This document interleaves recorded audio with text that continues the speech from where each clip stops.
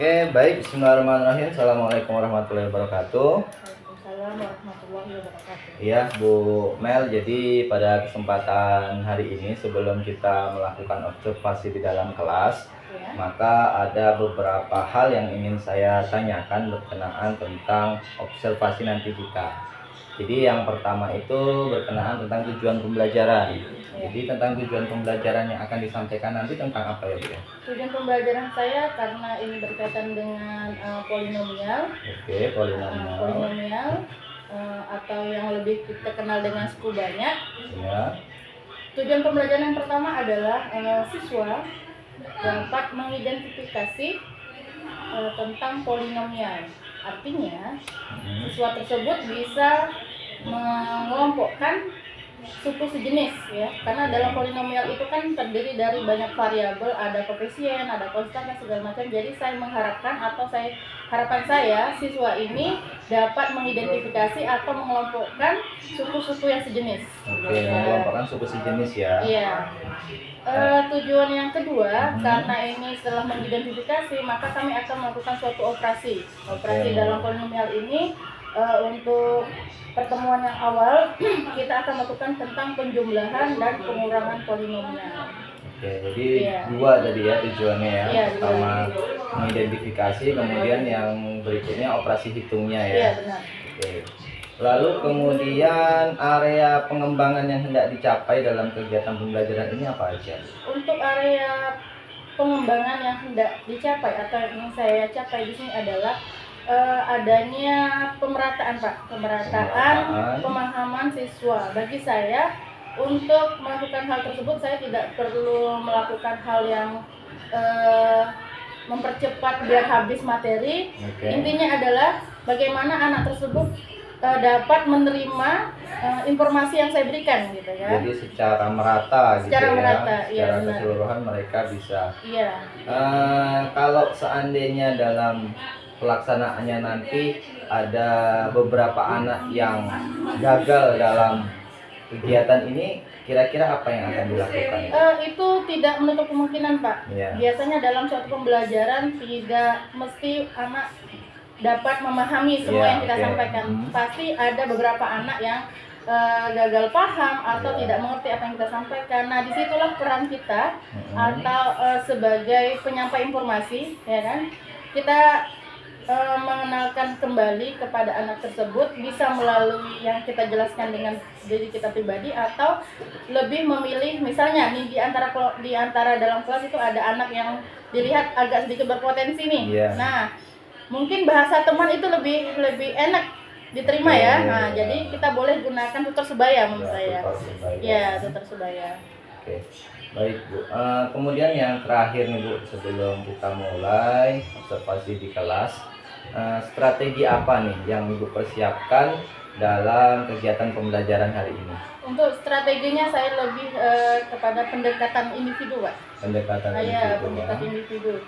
Di sini saya lebih mengutamakan karena kita sudah tahu ya, misalnya di kelas, kebetulan saya akan di observasi ini di kelas 11 sosial teknologi. Nah, saya sudah tahu nih anak-anak yang kira-kira yang perlu saya beri perhatian lebih, bukan berarti yang lain tidak ya, Pak ya. Kita perhatian lebih. Nah, disitulah saya akan melakukan pendekatan secara personal, Pak. Secara personal. Secara nggak langsung ada diferensiasi lah ya. Ada pembeda ya. Antara anak satu dengan anak yang lain. Kalau mengenai materinya ada pembedanya atau tidak, Bu? Untuk materi saya tidak membedakan, Pak. Untuk materi saya menyampaikan antara, maksudnya materi yang saya sampaikan ini tidak ada pembedanya. Cuman ya, karena anak ini tanpa kita bedakan materi, nanti dia cara meresponnya juga agak berbeda. Nah, mungkin yang satu paham tentang variabel itu apa, yang satu konstantannya, Pak. Nah, kita hanya memberikan informasi yang mana menurut saya, oh dia nggak taunya di sini, kita lebih tekankan ke situ aja. Ya, Pak. Baik. Terima kasih, Bu ya, atas penjelasannya. Mungkin nanti bisa kita lanjutkan di observasinya. Dan setelah observasi nanti kita akan melakukan pasca observasi apa yang sudah dicapai, apa yang ingin kita tingkatkan di pembelajaran selanjutnya. Siap. Oke, untuk hari ini itu saja Bu. Terima kasih atas waktunya. Saya akhiri. Assalamualaikum warahmatullahi wabarakatuh. Waalaikumsalam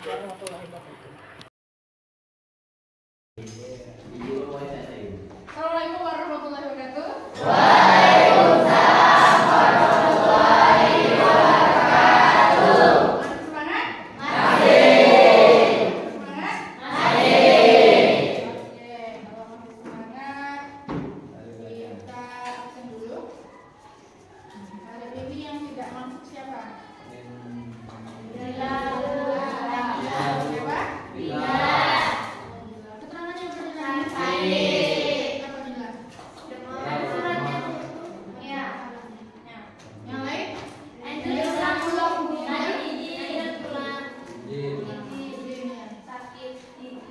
Yang lain?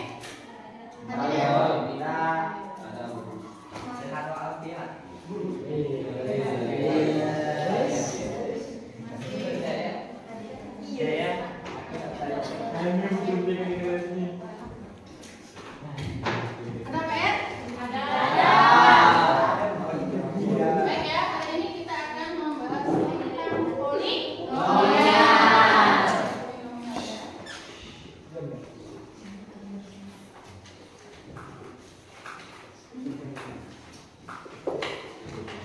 Nah, sebelum kita membahas lagi tentang polinomial, karena tadi sudah 3 jalur matematika wajib. Pusing? Letih? Nanti belajar. Kalau kamu nggak pusing, kamu nggak letih, pasti tidak. Oke, kita ke polinomial. Ini nanti tujuan pembelajarannya adalah yang pertama, kalian nanti harapan ibu ya, harapan ibu dengan pembelajaran polinomial yang pertama adalah kalian bisa mengelompokkan atau mengidentifikasi suku jenis. Ya, ini tujuan salah satu tujuannya. Yang kedua itu adalah kalian dapat mengoperasikan, bukan dalam bidang benda tapi dalam operasi matematikanya, yaitu penjumlahan polinomial dan juga pengurangan polinomial. Manfaatnya apa? Manfaatnya adalah kalian sering lihat di pertandingan. Ini kalau aplikasinya ya dalam kehidupan sehari-hari, misalnya kamu sering nggak nonton bola, semangat sedikit, kita nanti coba belajar topik polinomial.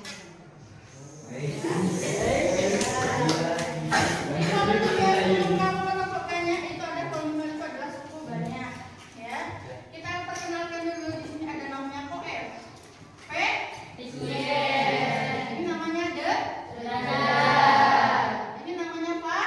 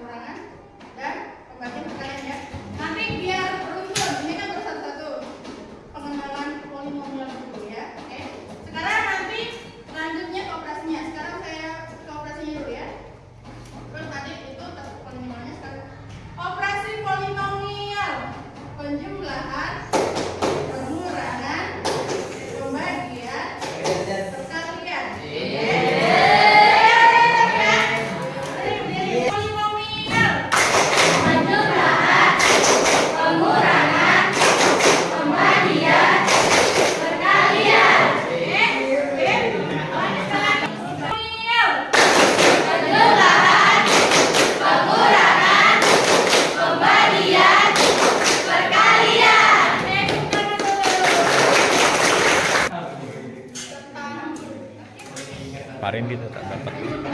Hari ini sih dapat. Nih.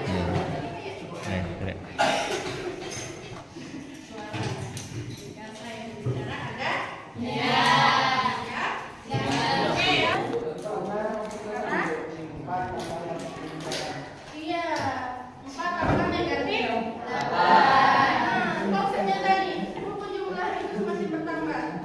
Kita garis bawahi tergantung menambahkan A. Nah misalnya ini kan kalau 4-nya kita ke kanan 1. Tidak apa-apa ya kita mulai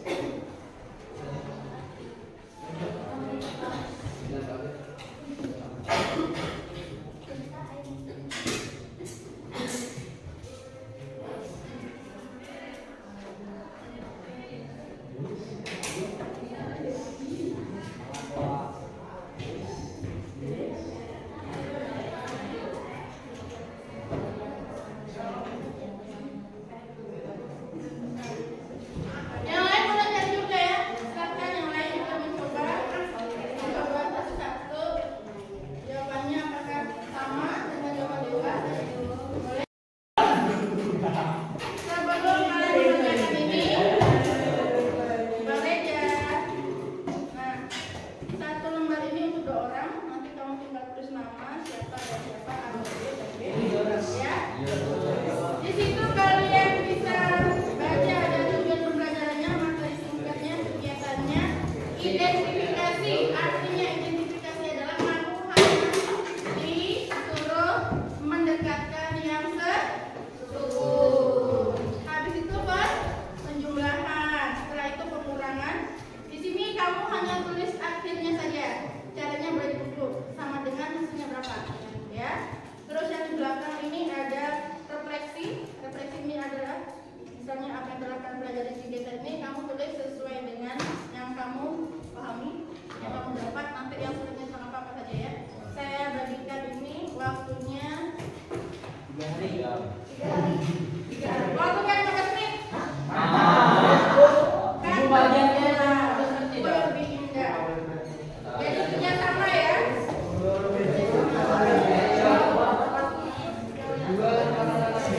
Soalnya 6, jadi 1 orang 3. 1 soal 5 menit, berarti kalian tinggal 15 menit. Dah selesai. Komen.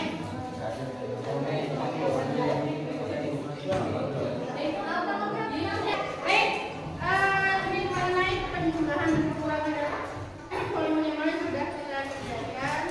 Nah, sekarang saya mau nanya dari LKPD yang sudah kalian kerjakan tadi, apa yang tidak kalian pahami? Masih ada yang tidak pahami? Contohnya tentang apa? Pengurangan. Jadi pengurangan itu adalah kita tergantung kita kilas kembali lihat dari sekitarnya aja, ya. Perhatikan dananya. Kita ambil contoh itu saja. Nah, kalian itu harus paham konsepnya. Seperti ini. Pada pangkat 3 negatif 2x, 0 kenapa ditulis 0? Karena dia pangkat dimulai dari pangkat yang tertinggi terendah sampai dia tidak berpangkat. Nah, ini cara tulisnya. Dia ditulis apabila dia minus. Ya. 10 dikurang minus 20. Ini perhatikan. Min ketemu minus. Jadi 30. 0 dikurang 10. Negatif. Utang 2 dikurang utang lagi 2. Ini kalau konsepnya adalah min ketemu min jadi plus. Jadi negatif 2 ditambah 2 hasilnya habis. Ini tuh. Nah, ini untuk yang 4x pangkat 3-nya, ya. Nah, untuk penjumlahan dan pengurangan, saya harap ini nanti bisa dipelajari lagi ke rumah, di rumah, ya, maksudnya itu bisa dipelajari lebih lanjut lagi. Intinya satu, jika kalian ini sebenarnya konsepnya sederhana sekali, yaitu tentang penjumlahan dan pengurangan yang telah kalian pelajari waktu SD, SMP, ya. Jangan sampai gara-gara yang sederhana ini tidak bisa yang mungkin. Ibu, harapan ibu adalah tidak mesti hari ini kamu datang dari jam 7:30, dari jam 7 sampai jam 3, kalian bawa 10, kalian bawa 1 buku, itu dalam bulan. Biar nanti pergi tak kosong, balik tak kosong. Jadi kalau dari segi apa, dari materi yang kita sampaikan ini, kita bisa menarik satu hikmah atau kesimpulan yang bisa kita ambil dari pelajaran ini adalah jika kita lebih dominan berteman, ya, ini kita aplikasikan dalam kehidupan sehari-hari, lebih berteman yang banyak positifnya. Intinya lebih banyak yang berbuat positifnya, insya Allah itu akan berbuat positif. Jika satu teman ini mau datang tepat waktu, 3 temannya mau bolos, cenderung yang mana? Lari ke mana? Oke, ya, Bu? Ini konsepnya tetap dipakai, ya, walaupun matematika dan tenaga sehari ada penggunaannya. Contohnya ini tadi, Bu, kalau misalnya satu, oke, boleh ini. Assalamualaikum warahmatullahi wabarakatuh. Baik, Assalamualaikum warahmatullahi wabarakatuh. Waalaikumsalam warahmatullahi wabarakatuh. Baik, Bu Melia, bagaimana kabarnya hari ini? Alhamdulillah sehat. Ya. Baik Bu Mel, pada kesempatan kali ini kita akan menindaklanjuti kegiatan kita waktu itu, yakni pasca observasi. Dan kebetulan hari ini saya didampingi oleh pendamping saya, Bapak Ibrahim. Bapak Ibrahim ini Bu Melia, guru yang akan saya observasi pada kesempatan pagi hari ini. Jadi Bu Melia, ada beberapa hal yang akan saya tanyakan pada kesempatan hari ini berkenaan tentang kemarin kan kita sudah pra-observasi, kemudian observasi. Di kesempatan kali ini saya akan menanyakan tentang beberapa hal berkenaan tentang 2 hal yang sudah kita lalui bersama itu. Sebelumnya saya ingin bertanya tentang tujuan kegiatan kita hari ini. Menurut Bu Melia itu apa ya tujuannya? Tujuan kita ya? Ya. Tujuan kita pertemuan kali ini adalah yang pertama komunikasi dulu Pak, komunikasi untuk perbaikan pembelajaran kita berikutnya, saling sharing, saling tukar ilmu gitu ya. Jadi praobservasi itu kan yang kemarin kita lakukan adalah kita berkomunikasi bagaimana nanti setelah kita akan melakukan observasi. Nah setelah kita jalani kemarin, sekarang akan melakukan tindak lanjut gitu Pak, refleksinya lah ya ke depannya biar lebih baik lagi. Oke, baik. Jadi kegiatan kali ini kita akan merefleksi ya kegiatan hal-hal pembelajaran yang sudah Bu Melia lakukan sehingga kedepannya menjadi lebih baik lagi. Setelah melakukan pembelajaran kemarin, kira-kira apa yang Ibu rasakan? Setelah melakukan pembelajaran kemarin, saya merasa senang Pak. Senang di sini dalam artian saya masuk materi polinomial waktu itu ya, polinomial dalam pembelajaran. Saya merasa senang karena anak-anak, sebagian dari anak-anak ini udah antusias Pak, antusias dalam pembelajaran. Mereka sudah mau ikut berpartisipasi selama proses pembelajaran. Walaupun masih ada beberapa yang hanya diam, duduk dan senyum-senyum, tapi itu tidak masalah karena keberagaman ya Pak ya. Nah, jadi itu keberagaman dalam kelas, tapi saya merasa cukup senang karena ada yang ikut larut di dalam proses pembelajaran itu. Oke, baik. Jadi intinya perasaannya senang lah ya, walaupun masih ada hal-hal yang mungkin di luar kehendak kita, tapi secara mayoritas sudah mencakup lah tentang tujuan pembelajaran kita. Iya, betul. Menurut Ibu berkenaan tentang perencanaan yang sudah direncanakan di pra-observasi kemarin, kemudian sudah dilakukan observasi, menurut Ibu dari rencana itu sudah berhasilkah pembelajaran yang dilakukan? Kalau tingkat keberhasilan secara menyeluruh itu masih belum Pak, masih ada ya, masih ada yang kurang. Masih ada yang kurang karena itu tadi, karena pertemuan pertama ini kan kalau pembahasan materi saya itu kan polinomial nih. Polinomial ini adalah materi menurut mereka yang baru mereka dengar, padahal materi itu baru pernah mereka pelajari, cuman menurut mereka ada bagian-bagian yang baru mereka dengar. Jadi agak di antara mereka masih ada yang sukar, oh ini bahasa baru Bu, seperti itu. Jadi belum terpenuhi semua, tapi kalau di kalau dari hal tingkat keberhasilannya ya cukup memuaskan Pak. Cukup memuaskan ya. Kalau boleh tahu, kalau boleh melevelkan dari 0 sampai 10, itu memilih level keberapa nih? Iya, mungkin 7,5 kali ya. 7,5 ya. Iya, 7,5. Ya, paling tidak melewati 50% lah ya dari keinginan tujuan pembelajaran yang Ibu telah rancang. Baik Bu, menurut Ibu hal-hal apa nih yang sudah atau yang perlu Ibu pertahankan dalam pembelajaran yang sudah Ibu lakukan di kelas kemarin? Ya, dalam suasana pembelajaran itu yang kadang-kadang yang memang saya anggap baik itu lah yang saya anggap baik, yang perlu saya pertahankan di sini. Pertama, atmosfer belajar positif. Atmosfer ini belajar yang positif, di mana saya akan mengajak siswa itu senang dulu Pak, karena kalau matematika itu mereka menganggap hal yang momok gitu ya, yang sulit. Saya ajak senang dulu dan menyenangkan sehingga mereka tidak takut untuk bertanya. Dan saya selalu mengawali ini mudah, bukan berarti saya menganggap itu hal yang sepele, tetapi mengajak mereka, meringankan pikiran mereka bahwa tidak ada yang sulit jika mau berusaha. Itu yang pertama. Yang kedua, saya akan berusaha memberikan contoh-contoh yang relevan sesuai dengan kehidupan mereka sehari-hari. Dikaitkan dengan kehidupan. Saya kaitkan dengan kehidupan sehari-hari sehingga mereka, oh ternyata materi yang saya pelajari ada kaitannya dalam kehidupan sehari-hari, kan? Terus pengulangan konsep Pak. Pengulangan Nah, konsep ya iya maksudnya. pengulangan konsep ini ya saya akan melakukan secara berkala untuk menguatkan pemahaman peserta didiknya, pengulangan konsep tentang materi itu sendiri. Gitu. Oke, jadi ada 3 tadi ya Iya, poinnya ya, yang harus saya yang pertahankan. dipertahankan untuk pembelajaran ke depannya supaya Iya. lebih baik lagi. Iya. Kalau tantangan Bu, adakah tantangan-tantangan yang Ibu hadapi nih dalam pembelajaran yang Ibu lakukan kemarin? Iya, tantangannya itu berkenaan dengan koneksi antar konsep, Pak. Koneksi antar Iya, konsep. koneksi antar konsep ini adalah mereka sulitnya menghubungkan atau mengkoneksikan antara persamaan hubungan konsep matematika dengan persamaan yang lain gitu kan. Nah, Oke. misalnya kalau materi saya kemarin itu tentang polinomial itu mereka juga harus bisa membuat suatu persamaan jika kita kaitkan dalam kehidupan sehari-hari. Jadi mereka belum mampu menanggapi Iya. itu ya. Oh, ini nanti bisa ngait nih ke materi ini. Mereka Iya. belum tangkap ke situ Iya. ya. Misalnya saya membahas tentang suku-suku sejenis gitu kan, tapi nanti di saat saya mengaplikasikan itu dalam kehidupan sehari-hari, mereka agak bingung nih. Masih agak Nah, bingung, ya. itu tadi kendalanya koneksi antara simbol matematika dengan kehidupan sehari-hari, Pak. Oke, Nah, sulitannya di situ tantangannya. Tantangannya ya. Iya.